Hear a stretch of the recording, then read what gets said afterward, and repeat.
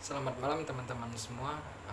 Di dalam video kali ini saya ingin menjelaskan terkait Arianisme dan Nestorianisme. Nah, di dalam video kali ini mari kita bersama-sama mendalami atau membahas terkait dengan Arianisme dan Nestorianisme.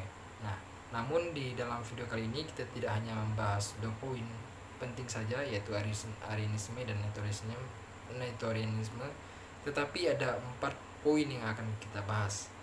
Nah, poin yang pertama itu seperti yang saya katakan tadi, yaitu Arianisme. Nah, poin pembahasan kita yang pertama yaitu Arianisme.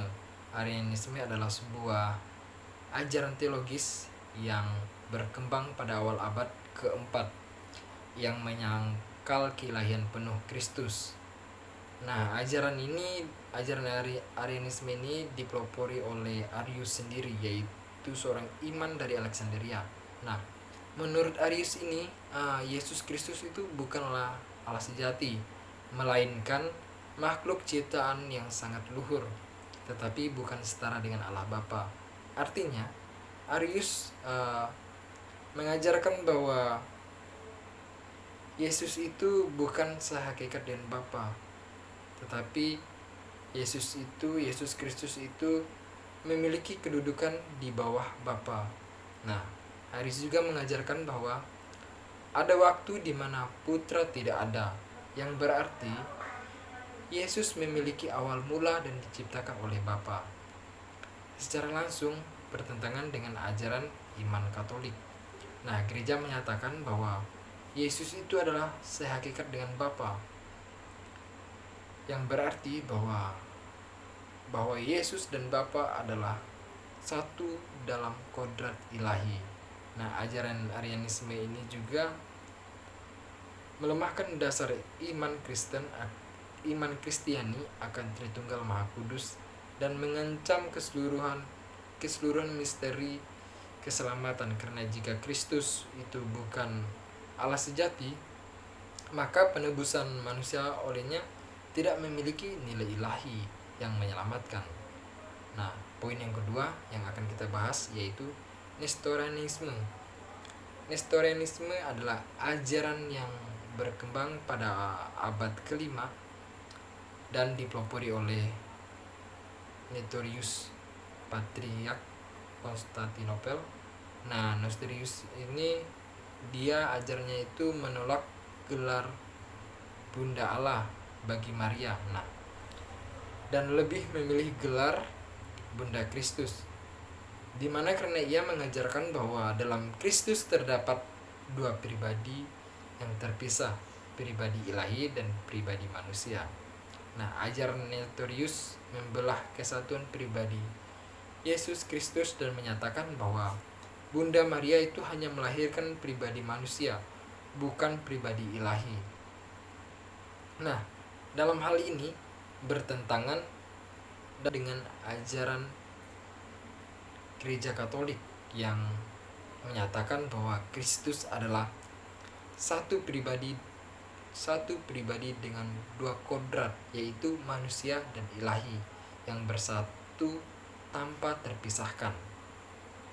Dengan demikian, Nestorianisme ini menghancurkan kesatuan pribadi Kristus dan membahayakan doktrin inkarnasi serta keselamatan manusia. Nestorianisme ini akhirnya dinyatakan menyimpang atau menentang dari kebenaran iman akan Yesus Kristus sebagai putra Allah yang sungguh menjadi manusia. Mengapa dikatakan menyimpang dari ajaran agama Katolik? Karena Nestorianisme ini tidak mengakui Kristus sebagai Allah Bapa, dan dia gelar seorang Bunda Maria sebagai Bunda Allah. Nah, teman-teman, tokoh pembela iman pada masa patristik dan apologet. Nah, ini poin yang ketiga yang akan kita bahas, yaitu tokoh-tokoh pembela iman pada masa patristik dan apologetik. Nah, ada beberapa tokoh yang membela iman Katolik di dalam masa patristik dan apologetik. Nah, salah satu tokoh yang terkenal yaitu Antonius dari Alexandria. Nah, tokoh paling gigih yang menentang ajaran atau aliran Arianisme. Ia juga menulis banyak karya termasuk Contra Arianos yang menjelaskan bahwa Kristus adalah Allah sejati, Allah yang sehakikat dan Bapa. Ia juga bersikukuh mempertahankan ajaran Konsili Nikea meski dia mengalami penganiayaan dan pengasingan. Nah, juga ada Santo Cyrillus dari Alexandria. Ia adalah lawan utama dari Nestorius dan membela gelar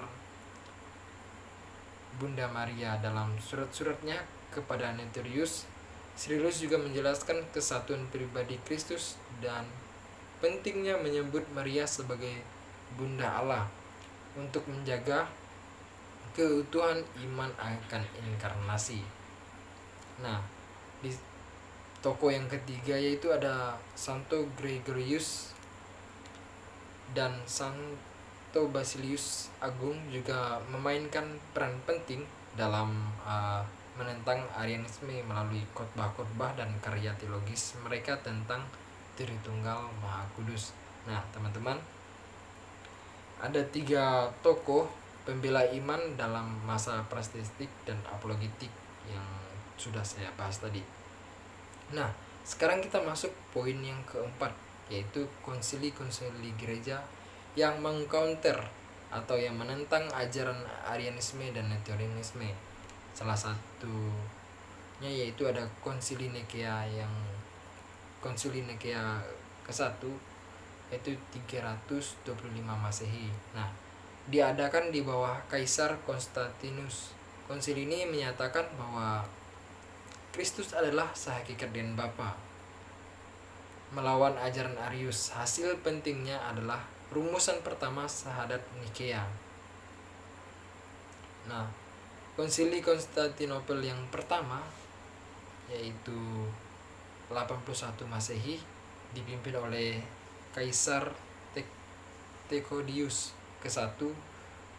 Konsili ini menegaskan kembali ajaran Konsili Nikea dan menambahkan bagian tentang Roh Kudus dalam Syahadat Konsili ini yang meneguhkan ajaran Tritunggal Maha Kudus dan mengancam Arianisme. Nah, dan ada juga Konsili Efesus pada 431 Masehi yang diadakan di bawah Kaisar Tenedius kedua dan dipimpin oleh Santo Cyrillus dari Alexandria. Nah, konsili ini secara resmi mengancam Nestorius dan menyatakan Maria sebagai Bunda Allah. Konsili ini menegaskan kesatuan pribadi Kristus dan menolak pembagian 2 pribadi. Nah, teman-teman, dari penjelasan kita tadi, maka kita menarik sebuah kesimpulan bahwa Arianisme dan Nestorianisme adalah 2 ajaran yang pernah menentang dan mengancam kemurnian iman gereja di abad-abad awal. Nah, Arianisme yang dipelopori oleh Arius mengajarkan bahwa Yesus itu bukan Allah sejati, melainkan hanya makhluk ciptaan yang sangat mulia. Nah, ajaran ini menolak keilahian Yesus dan merusak dasar iman akan keselamatan. Nah, sementara itu Nestorianisme yang diajarkan oleh Nestorius memisahkan pribadi Yesus menjadi 2, yaitu pribadi ilahi dan pribadi manusia, serta menolak gelar Maria sebagai Bunda Allah. Nah, gereja juga melalui para bapak gereja seperti Santa Athanasius, Santo Cyrillus dari Alexandria, dan Paulus Leo Agung secara tegas membela ajaran yang benar tentang Kristus. Gereja juga mengadakan konsili-konsili besar seperti Konsili Nikea dan Efesus. Nah, untuk menghadapi ajaran-ajaran yang menyimpang ini dan memperkuat pemahaman iman umat, hasil dari konsili-konsili ini tetap menjadi dasar ajaran iman Katolik hingga sekarang ini. Nah, bahwa Yesus Kristus adalah satu pribadi ilahi dan dengan dua kodrat, Allah dan manusia, yang tidak terpisahkan dan tidak tercampur, dan bahwa Maria adalah benar-benar Bunda Allah.